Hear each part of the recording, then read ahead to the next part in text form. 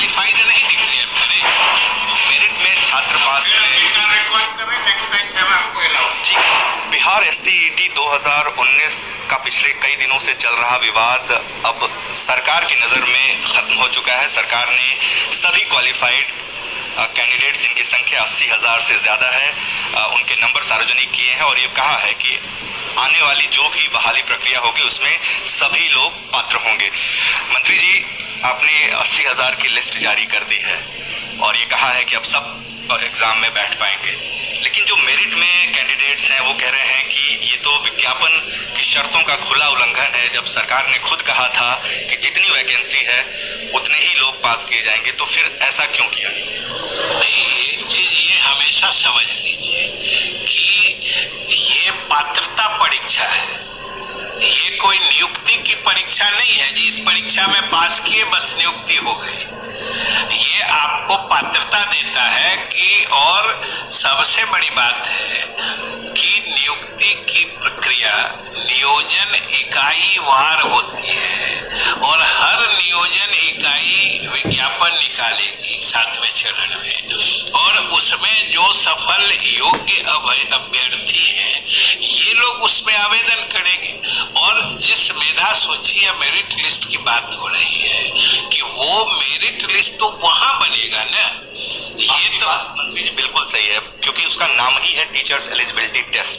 लेकिन जो आपने विज्ञापन जारी किया उसमें आपने साफ तौर पर यह लिखा हुआ है कि विषयवार एवं कोटिवार पद का विवरण उपलब्ध कराए जाने के बाद कुल पद के बराबर अभ्यर्थियों का विषयवार एवं कोटिवार मेधा सूची तैयार किया जाएगा। ये बिहार सरकार का विज्ञापन है सर। विज्ञापन में ये भी है कि मिनिमम क्वालिफाइंग मार्क्स क्या रहेंगे, तो क्वालिफाइंग मार्क्स, जिनको क्वालिफाई करने का मार्क्स आ गया तो हम उनको क्वालिफाइड नहीं डिक्लेयर करें। मेरिट लिस्ट तो अपनी जगह पे है, लेकिन हमने उसी विज्ञापन में ये भी कहा है कि जिनको इतना प्रतिशत, सामान्य के लिए 50 और रिजर्व के लिए 45% मार्क्स है, ये क्वालिफाइंग मार्क्स होगा। तो जिनको इतना मार्क्स आ गया तो हम उनको क्वालिफाई डिक्लेयर नहीं करें। जब सरकार के विज्ञापन में ही ये भी बात है तो वो क्वालिफाइड है, और जो क्वालिफाइड है, और आप अभी तो ये तो 19 की बात है, पद के बराबर ही तो संख्या ये तो 19 की बात है। अभी तो 2011 के जो पास है सरकार, केंद्र सरकार के फैसले के मुताबिक उनकी भी पात्रता बन गई है। तो इसमें तो वैकेंसी के बराबर तो लिस्ट वहां बनता है ना जहां पर नियुक्ति की प्रक्रिया होती है, यहाँ तो पात्रता की प्रक्रिया है। इसलिए ये फर्क हमेशा समझा जाए। माध्यमिक शिक्षा के निदेशक ने बिहार बोर्ड को ये लेटर लिखा था 30 सितंबर 2019 को, और उसमें उन्होंने साफ लिखा था कि इस क्रम में यह भी सूचित करना है कि माध्यमिक शिक्षक पात्रता परीक्षा 2019 में माध्यमिक और उच्च माध्यमिक प्रक्षेत्र अंतर्गत विभाग द्वारा माध्यमिक शिक्षक पात्रता परीक्षा 2019 के लिए उपलब्ध कराई गई रिक्तियों के बराबर अभ्यर्थियों को उत्तीर्ण कराया जाए। इसका मतलब साफ है कि जितनी 37,000 वैकेंसी थी उतने लोगों को ही आपको पास कराना था सर। आपने कहा कि ये पात्रता परीक्षा है, मेरिट का इसमें नहीं था, लेकिन ये हाई कोर्ट में बिहार बोर्ड ने ये काउंटर दिया हुआ और इसमें साफ लिखा हुआ है कि that STET 2019 had not been a qualifying examination, rather it is in the nature of competitive examination to select the best teacher। Sir ये सारी बातें तो आपने ही लिखी हैं सर। आप ये बात दूसरी बार बोल रहे हैं और हम भी आपको वो चीज दूसरी बार बता रहे हैं कि ये तो मेरिट जो है, कोई भी बताइए कि कोई भी परीक्षा होती है उसमें जो अंक आते हैं तो उसके आधार पर मेरिट लिस्ट बनता है कि नहीं बनता है, उसके आधार पर मेरिट लिस्ट बनता है। लेकिन वो मेरिट लिस्ट किस चीज के लिए, वो पात्रता का मेरिट लिस्ट है ना, नियुक्ति का मेरिट लिस्ट नहीं है।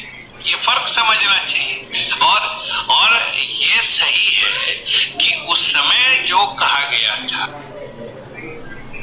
कभी कभी ये अनुमान होता है कि उतने लोग आते, अभी भी बहुत सारे आप देखे होइएगा जो डिटेल हम लोग कोटिवार दिए हैं उसमें से बहुत जगह सीट के मुताबिक लड़के क्वालिफाई ही नहीं कर पाए, ये भी उस डिटेल में है। तो इसलिए इसलिए वो चीजें अपनी जगह पर हैं। इसलिए अब किसी को भी, आपको भी इस मामले को और अकारन उलझाने से अच्छा है कि सीधा लड़कों को सही चीज समझ के सही दिशा की तरफ वो चले और इंतजार करें। क्वालिफाइड लड़के हैं, मेरिट वाले लड़के हैं, हम सब लोग, वो बिहार के भविष्य है, शिक्षा विभाग के भविष्य है। हम उनसे यही कहेंगे कि छठे चरण की नियुक्ति समाप्त होने दें। सातवें चरण की नियुक्ति के लिए नियोजन इकाईवार जो हमारे जिला परिषद है, जो हमारे नगर निकाय है, वो विज्ञापन जारी करेंगे। वो उसमें आवेदन करें। उस हिसाब से अब ये बताइए कि कोई आदमी नियोजन में कहीं भी मेरिट लिस्ट में है, अगर नियोजन इकाई विज्ञापन निकालती है और वो कहीं अप्लाई नहीं करे तो उनकी नियुक्ति हो जाएगी। तो फिर सवाल यार सुप्रीम कोर्ट की गाइडलाइन है, सुप्रीम कोर्ट ने साफ कहा हुआ है कि विज्ञापन में कोई बदलाव नहीं किया जा सकता। सर एक आखिरी सवाल, विज्ञापन में कोई बदलाव नहीं किया, आपको सब बात कर दिए। सर जो मेरिट में छात्र पास ठीक है, तो बिहार के शिक्षा मंत्री जिन्होंने अपनी पूरी बात रखी और ये कहा कि चूंकि ये पात्रता परीक्षा थी और उम्मीद नहीं की गई थी कि इतने ज्यादा अभ्यर्थी इस परीक्षा में शामिल होंगे, इसलिए जो रिजल्ट है वो बाद में बढ़ा है और तकरीबन 80,000 से ज्यादा जो अभ्यर्थी हैं अब वो इस परीक्षा में पास हुए हैं। और आने वाले 7वें चरण या फिर उसके बाद जो भी बहाली प्रक्रिया होगी उसमें न सिर्फ 2019 STET के पास अभ्यर्थियों को मौका मिलेगा, बल्कि अब जबकि टीईटी के सर्टिफिकेट की वैलिडिटी लाइफ टाइम हो चुकी है, तो 2011 के वो कैंडिडेट जिनकी उम्र सीमा आने वाले चरणों के लिए पात्र होगी, उन्हें भी आगे मौका। आपको भी इस मामले को और अकारन उलझाने से अच्छा है कि सीधा लड़कों को सही चीज समझ के सही दिशा की तरफ वो चले और इंतजार करें।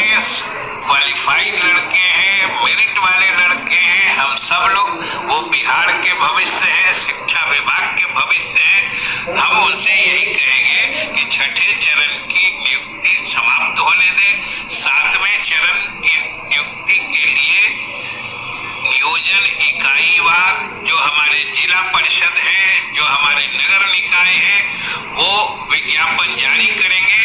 वो उसमें आवेदन करें।